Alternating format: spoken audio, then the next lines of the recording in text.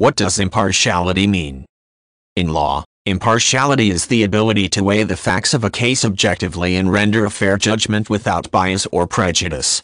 Many legal systems consider impartiality to be a critical tenet of the legal system, particularly in the courts, where judges and juries can decide life and death matters. Several mechanisms are available to enforce impartiality and ensure that everyone who encounters the legal system receives fair and appropriate treatment. One of the most enduring symbols of the legal profession is the representation of Lady Justice, a blindfolded woman holding a set of scales. The scales symbolize her ability to weigh the evidence in a case objectively, using clear and understandable measures, while the blindfold indicates her inability to exercise prejudice or bias in a case. Representations of this iconic figure can be seen in many courthouses and on many legal seals, a reminder of the need for impartiality in the legal system. Impartial judgment requires setting aside personal beliefs, biases, prejudices, and experiences to focus on the facts of a case at hand.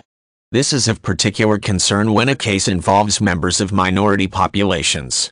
A white judge should be able to consider a case concerning a Latino offender fairly, for example, while a heterosexual judge can preside over a case involving gay rights issues.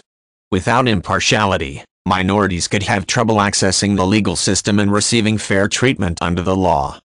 One mechanism for impartiality is the use of judicial recusal, where a judge steps down or is asked to step down from a case she cannot fairly hear. Recusal allows the legal system to address cases that would be clearly unfair, like a judge hearing a case involving his neighbor. Courts also monitor the performance of judges to look for patterns in their judgments, like evidence of favoritism for particular people or kinds of cases.